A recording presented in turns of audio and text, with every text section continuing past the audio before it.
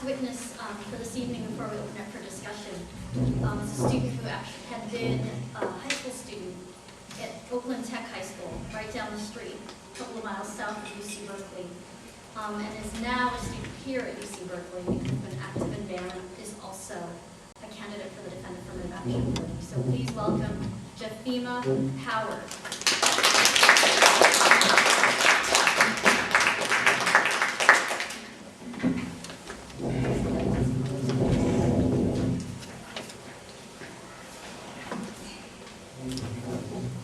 Hi everyone. I'm actually here today because I feel these issues that we face today needs to be addressed, and it's something that is getting serious, you know. And I have a couple of experiences in this school dealing with racism, and I didn't actually feel coming to this school I would have to deal with something like that. It was shocking for me to just, you know, when I experienced it, it felt like, I don't know, it was really hard, but it was pathetic, and I talked to some of my friends about it, and it was just like, what can I make out of it, you know?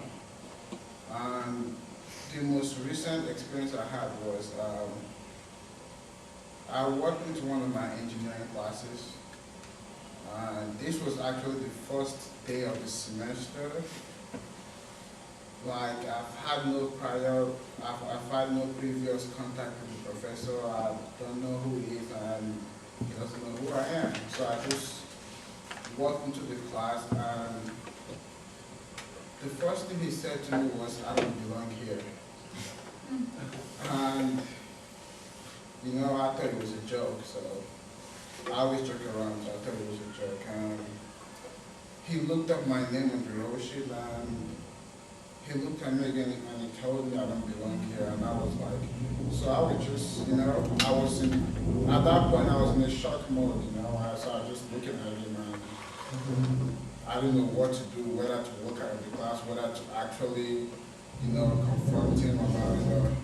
And I felt really embarrassed because it was in the presence of everyone in the, I was actually the only black student in the class, and the rest of them were all like, they were white, Asians, and I was actually the only colored student in the class. So I looked around and I didn't know what to do. So I just sat down for the class for the rest of the day, and I didn't say anything. And when he asked some questions in the class, you know, I responded. You know, I just wanted to show him that I knew what I was doing, you know. So I responded, and then after that, I decided to drop the class because I felt I didn't want to be in a class where I would give everything I have because I don't get the grade I deserve. Because last semester I experienced the same thing in one of my classes, and I stuck with the class, and at the end of the semester I ended up getting a C in the class because when I ended up, you know, I worked with my professor last semester, and I asked him why I'm doing bad in this class, you know, because I was actually working hard in the class, and he said it wouldn't be the end of the world if I have to retake the class, you know. And I was like, in my mind, I was thinking, how is this helping me now? You know, I came to seek for help, and telling me it wouldn't be the end of the world if I retake the class, you know. So I was really annoyed. I was totally discouraged, and I didn't know. It was good that it was a Friday, so I was just like, didn't know what to do. I called my mom. I talked to my mom on the phone, and I left that, you know. So this last experience I just had actually opened my eyes, you know, to accept the fact that racism actually exists in this campus, you know.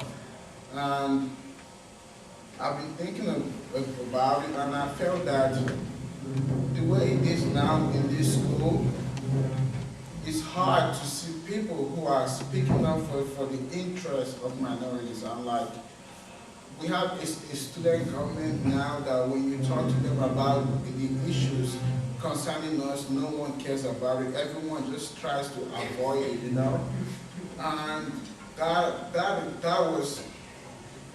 was just really, I don't know what to call it or how to classify it, but it was really depressing.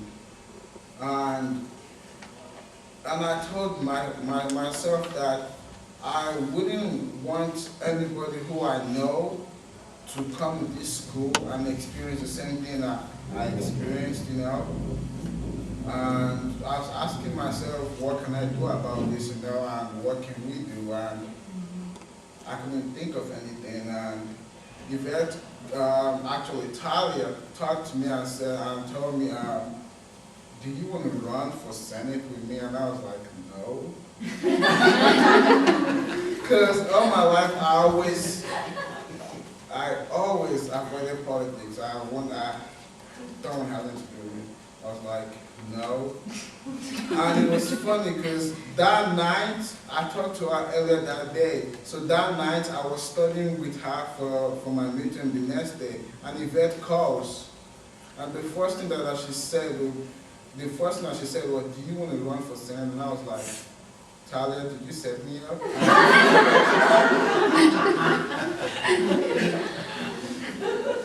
And then I was like, okay, I'll think about it. And I went back to my dorm. I was thinking about it, and I felt it was the right time for me to actually speak up and begin to do things, you know.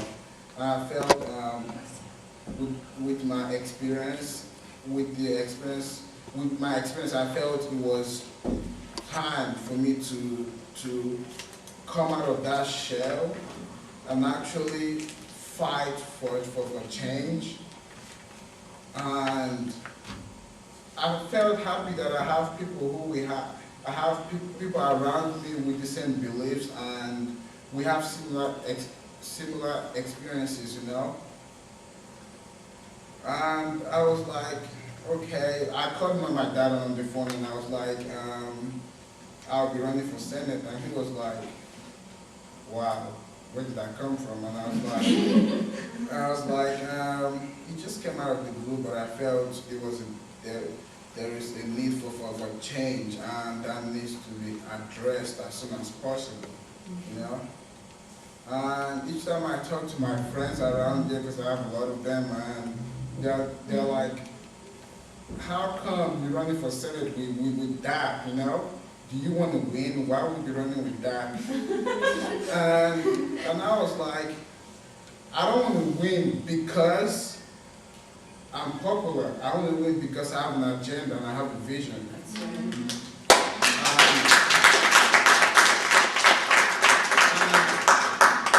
I told them that, and I was like, yeah, that's what I plan to do, you know. And after that, actually, each day I feel encouraged, you know. I feel that we're actually going into a new generation and a new era where people are actually interested in change and not just interested in sitting down and just watching to see what will happen, you know. And I felt for a long time I've been sitting to just watch and see who will bring change. And I realized that if we just sit and just wait for change, it will never come.